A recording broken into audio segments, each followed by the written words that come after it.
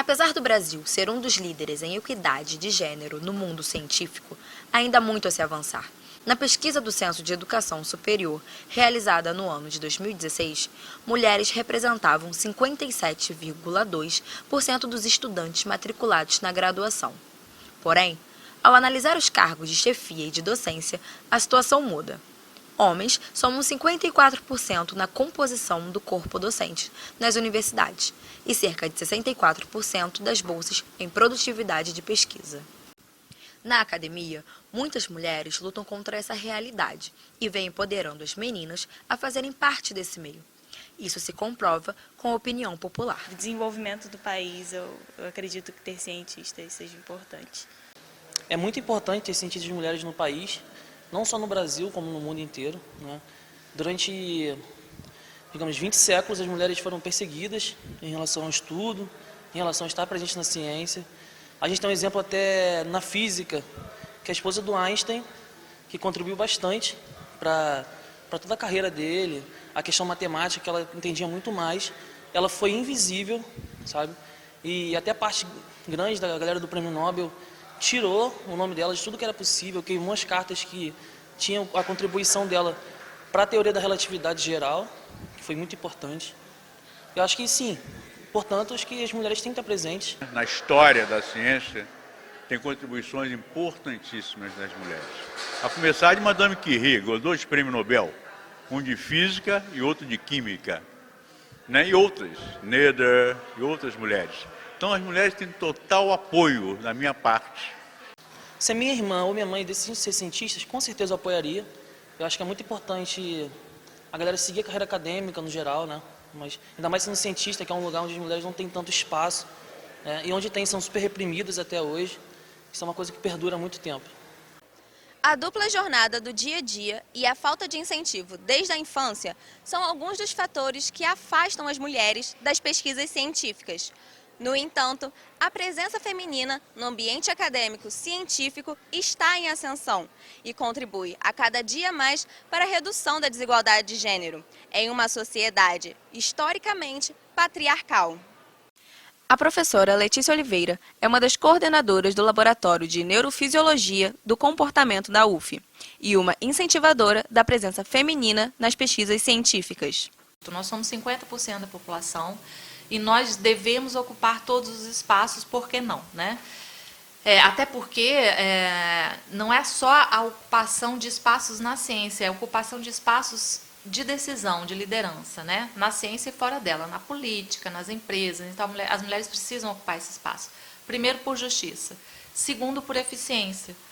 A ciência, tem vários trabalhos que mostram isso, que a ciência será melhor conduzida, melhor realizada, se você tem diversidade no corpo de cientistas que conduzem aquela pesquisa, né? Porque quando você tem diversidade, você tem diversos modos de olhar para aquela mesma questão, né? Então, aumenta a eficiência, aumenta a maneira de achar soluções para os problemas, melhora a interpretação dos dados. Eu, no ensino médio, eu tive uma experiência muito interessante, eu participei de um clube de ciências, foi coordenado pelo professor Ivo Leite Filho, lá em Mato Grosso do Sul, onde eu fazia o ensino médio, e isso mudou a minha vida. Sempre fui incentivada na família, né, e pelo fato de ter participado desse clube de ciências, então, sim, sempre fui incentivada. Mas uma coisa que a gente sabe, agora que eu estudo mais essa questão de mulheres na ciência, é que há uma linguagem não dita, né, muito implícita, uma linguagem a qual nós não percebemos, que, em geral, atrapalha a entrada das mulheres na ciência, especialmente nas áreas exatas e tecnológicas. Um trabalho realizado nos Estados Unidos que mostrou que tanto pais quanto mães explicam menos no museu, nos museus de ciência, explicam menos para as meninas o que está acontecendo nos experimentos, né, científicos dos museus, do que explica mais para meninos do que para meninas, né? E certamente é uma coisa implícita, nem os pais nem as mães têm consciência de que isso acontece. Então isso mostra que a gente é contaminado mesmo por esse viés implícito social, né, que nós todos temos que desconstruir. Na medida que as meninas observam que esses espaços são ocupados por mulheres, elas se sentem estimuladas a participar. Então, eu acho que essa é uma questão fundamental. As mulheres têm que ocupar os espaços na ciência e elas têm que ocupar espaços de liderança. Segundo a pesquisa da Unesco de 2018, aproximadamente 29% dos pesquisadores do mundo são mulheres. Um exemplo claro dessa situação é a recente história da cientista Kate Bowman, que foi responsável pela primeira imagem do buraco negro em abril deste ano. Porém, durante o anúncio oficial da NASA sobre a imagem, só haviam homens no palco para contar o feito.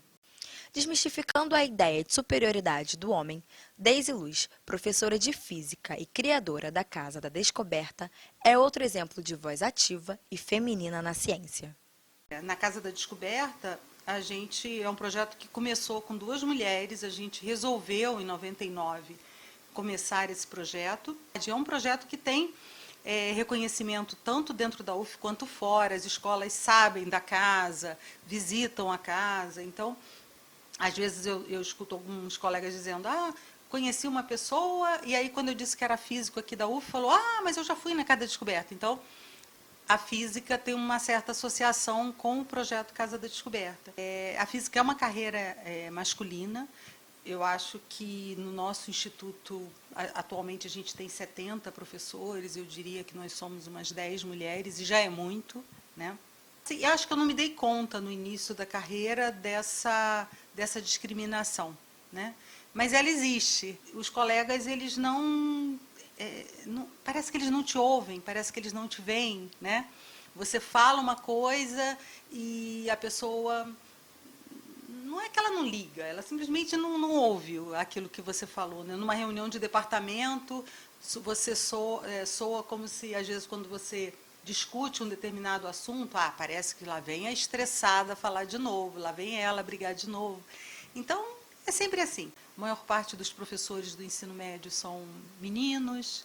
O que você vê na TV não são a profissão cientista, quando você pergunta, desenha aí um cientista, não sei o quê. Sempre o que você desenha é um menino, né?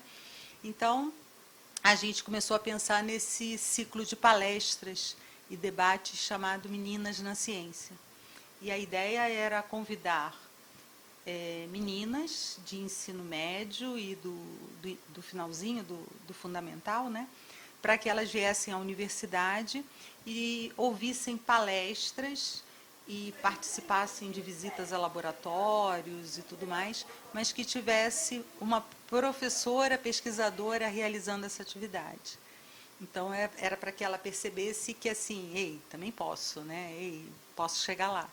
Cursando o primeiro período no curso de farmácia na UF, Beatrice Brasil é bolsista de iniciação científica e não teve mecanismo de incentivo no ensino médio. No colégio eu não tive tanto incentivo, até porque era um colégio muito voltado para o Enem. Então a gente, por exemplo, a primeira vez que eu pisei no laboratório foi na faculdade. No ensino médio mesmo, eu tive uma professora, eu tinha quatro químicas, tinha do pré-vestibular e das 3 químicas da escola, eu tinha uma professora só mulher.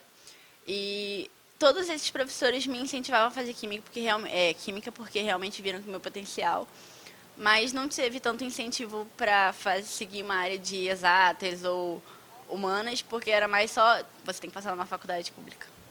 Quando eu fazia ensino médio, eu tinha um professor que ele era muito machista, e aí ele dizia que, por exemplo, mulher ia ficar na parte da analítica da química, porque era coisa mais delicada, mais mulherzinha, só que eu estou agora fazendo projetos na mesma área que ele é especializado. O ministro da Educação, Abraham Weintraub, disse no dia 7 de maio que, caso a reforma da Previdência fosse aprovada, ele iria voltar atrás no corte de 30% dos gastos das universidades federais. No entanto, caso as verbas continuem bloqueadas, quais serão as consequências para o campo da ciência nas universidades? Os cortes, né, que nós estamos vivenciando no momento, no presente governo, eles vão afetar bastante a ciência brasileira, porque a ciência brasileira é feita nas universidades, cerca de 90% dela, né? E o que acontece? Sem água, sem luz, né, sem o mínimo para o funcionamento dos laboratórios, não tem como a gente continuar. E é muito preocupante porque houve um investimento grande, público, né? Nós temos muita gente bem formada, nós temos muitos equipamentos, nós temos linhas de pesquisas excelentes acontecendo dentro das universidades e, se houver uma interrupção nesse financiamento, né, nós infelizmente, vamos ter um prejuízo que é difícil de recuperar. Na área biológica, é importante dizer isso, tem pesquisas que, se você paralisar, você não recupera mais. Tá? Então, assim, é uma consequência bastante grave. Estamos bem preocupados. São cortes de desmonte, porque não tem como uma universidade funcionar, e isso é um hospital universitário, isso é a pesquisa dentro da universidade, sem verba. E, assim, se a gente quer, né, pensar num país que faz pesquisa, num país que se posiciona internacionalmente, a gente precisa da universidade funcionando. O Hospital Universitário da UFRJ, né, que vai ser cortado, hoje ele é um hospital pioneiro em uma série de doenças.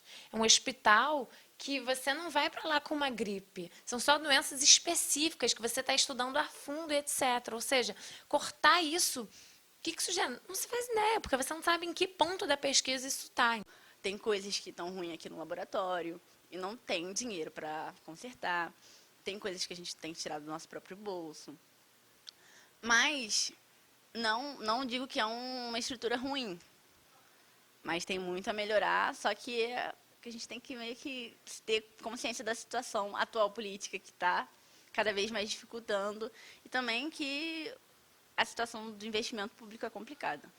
Não só o corte né, de 30%, quanto, além disso, você tem parte da população que não conhece a universidade. Então, é uma série de uma outra perspectiva, né, que aparece ali. Né? Então, quando a gente pensa, tem mulheres trabalhando na física, mulheres na engenharia, somos as físicas. Nós é que sentimos necessidade de incentivar as meninas para estarem aqui com a gente. A consolidação das mulheres na ciência é a garantia de uma sociedade mais igualitária e de um mundo científico com saberes mais democráticos. Quebra um ciclo histórico de privilégios masculinos e oferece uma nova perspectiva sobre a questão de gênero. Representa também modelos de vivências para meninas e meninos, ampliando as possibilidades de trabalho e formas de aprendizado.